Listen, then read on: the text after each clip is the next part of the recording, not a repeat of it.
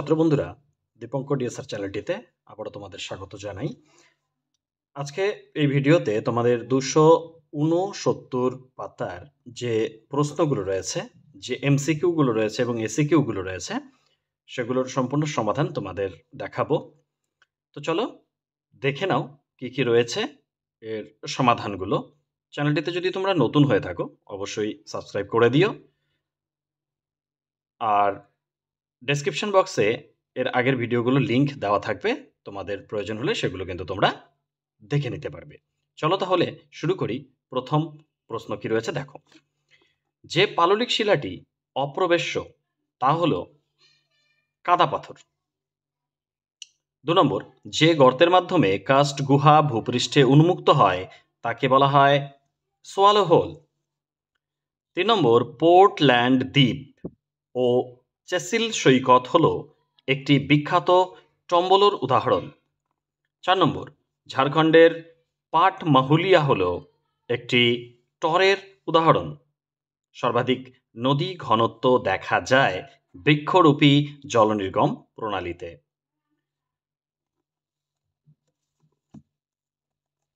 এরপর 6 নম্বর প্রশ্ন, হিউমাস অবস্থান করে মৃত্তিকার ও স্তরে। 7 নম্বর, সংকটে মৌলরূপে চিহ্নিত হয় না কে? ম্যাগনেসিয়াম। দেখো এখানে নাইট্রোজেন, ফসফরাস, পটাশিয়াম, এনপিকে এগুলো কিন্তু পুষ্টি মৌল। সংকটি মৌল রূপে চিহ্নিত হয় না কোনটা? তাহলে ম্যাগনেসিয়াম। 8 নম্বরে যেটা রয়েছে দেখো, উপসাগরীয় স্রোতের প্রভাবযুক্ত ক্রান্তীয় ঘূর্ণবাত হলো হেরিকেন। 9 নম্বর, ওজোন স্তর সংরক্ষণ দিবস পালিত হয় কত তারিখে? 16ই সেপ্টেম্বর। 10 নম্বর, বজ্রপাতের দেশ বলা হয় ভেনেজুয়েলাকে। 11 নম্বর, বৃহৎ ভৌগোলিক অঞ্চলের প্রজাতিগত ভিন্নতাকে বলা হয় গামা বৈচিত্র্য। 12 নম্বর, চেরনোবিল দুর্ঘটনা হল শিল্পগত বিপর্যয়। 13 নম্বর, উদ্যান কৃষিতে শাকসবজির চাষকে বলা হয় ওলেরি কালচার। 14 নম্বর, শস্য প্রগাঢ়তার মাত্রা বেশি থাকে কোন কৃষিতে? নিবিড় কৃষিতে। 15 নম্বর, পূর্ব ভারত থেকে পশ্চিমে স্থানান্তরিত হয়েছে কোন শিল্প? এটা কিন্তু বস্ত্রবয়ন শিল্প। 16 নম্বর, কোডেক্সেল যুক্ত হয়েছে কোন শিল্পের সঙ্গে? খাদ্য প্রক্রিয়াকরণ শিল্পের সঙ্গে। 17 নম্বর, ওপেকের প্রধান কার্যালয় কোথায়? ওপেকের প্রধান কার্যালয় হচ্ছে ভিয়েনাতে। 18 নম্বর, ইয়েলো লাইন নামে পরিচিত কোন রাস্তা? দিল্লির পাতাল রেল। 19 নম্বর, ডেমোগ্রাফিক ট্র্যাপ দেখা যায় জনবিবর্তনের কোন পর্যায়ে? উত্তরে তোমরা লিখবে তৃতীয় পর্যায়ে। 20 নম্বর, নদীর তীর বরাবর গড়ে ওঠা জনবসতির নকশা হল রৈখিক জনবসতি। 21 নম্বর, ছত্তিশগড়ের প্রধান নদী হল মহানদী। তাহলে আমরা দেখে নিলাম এমসিকিউ 21টা প্রশ্নের উত্তর। এখন আমরা দেখে নেব এসি 269 পাতার এসএকিউ প্রশ্নোত্তরগুলো। প্রথম প্রশ্ন রয়েছে, ক্ষয়সীমা কাকে বলে? উত্তরে লিখব গতিশীল প্রাকৃতিক শক্তিগুলি ভূপৃষ্ঠের নিচে যতটা ক্ষয় করতে পারে তাকে ক্ষয়সীমা বলা হয়। অথবা প্রশ্ন রয়েছে, মিটিওরিক জল কি?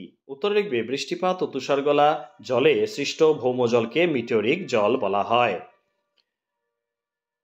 2 নম্বরে রয়েছে সম্মুখ তটভূমি ও পশ্চাৎ তটভূমির পার্থক্য কি? দেখো সম্মুখ তটভূমির এবং পশ্চাৎ তটভূমির পার্থক্যতে যেটা লিখবে, 1 নম্বর, জোয়ারের জলে ঊর্ধ্বসীমা থেকে ভাটার নিম্নসীমা পর্যন্ত অংশ হলো সম্মুখ তটভূমি।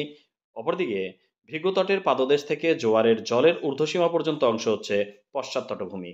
2 নম্বরে, ভাটার সময় এই তটভূমি উন্মুক্ত হয়, আর পশ্চাৎ তটভূমির ক্ষেত্রে লিখবে এটি সবসময় উন্মুক্ত থাকে। অথবা প্রশ্ন রয়েছে, যৌগিক উপকূলের একটি নিদর্শন উল্লেখ করো। উত্তর লিখবে মালাবার উপকূল। 3 নম্বর প্রশ্ন, বাজাদা কাকে বলে? পেডিমেন্টের নিচে বিভিন্ন ক্ষয়জাত পদার্থ সঞ্চিত হয়ে যে ভূমিরূপের সৃষ্টি হয় তাকে বাজাদা বলা হয়। 4 নম্বর প্রশ্ন দেখো রয়েছে, পূর্ববর্তী নদীর সংজ্ঞা দাও। উত্তরে তোমরা লিখবে ভূমির উত্থানের সঙ্গে সামঞ্জস্য ঘটিয়ে যেসব নদী তার আগেকার প্রবাহ পথ বজায় রাখে তাকে পূর্ববর্তী নদী বলা হয়। 4 নম্বরে রয়েছে আঞ্চলিক মাটি কাকে বলে? যেসব মাটি জলবায়ু ও স্বাভাবিক উদ্ভিদের উপর নির্ভর করে গড়ে ওঠে তাদের আঞ্চলিক মাটি বলা হয়। অথবা প্রশ্নে রয়েছে দেখো, মাটির ক্যাটেনা কি? উত্তরে লিখবে, পার্বত্য ঢালের বিভিন্ন উচ্চতায় মৃত্তিকা পরিলেখের পরিবর্তনকে মৃত্তিকার ক্যাটেনা বলা হয়। 5 নম্বরে রয়েছে অক্লুশন কি?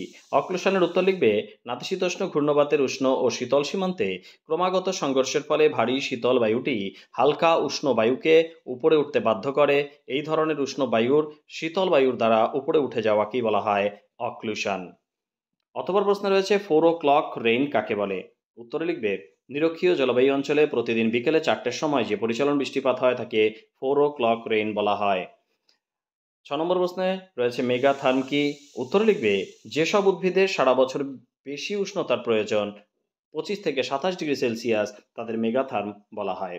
7 নম্বর প্রশ্ন যেটা রয়েছে সেটা হচ্ছে, কোন জলবায়ুতে জীববৈচিত্র্য সর্বাধিক থাকে? উত্তরে লিখবে, নিরক্ষীয় জলবায়ুতে। 6 নম্বর প্রশ্ন দেখো রয়েছে ব্লিজার্ড কি? তাহলে ব্লিজার্ডের উত্তরে কি লিখবে? পৃথিবীর মধ্য অক্ষাংশীয় হিমশীতল তুন্দ্রা অঞ্চলে শীতকালে তুষারকণা সহ যে প্রবল অতি শীতল বায়ু প্রবাহ ঘটে তাকে ব্লিজার্ড বা তুষারঝড় বলা হয়।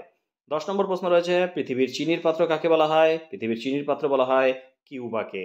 11 নম্বর প্রশ্ন অথবা রয়েছে 10-এর, দেখো, ভারতবর্ষে চীনাবাদাম উৎপাদনকারী দুটো প্রধান রাজ্য কোনটি?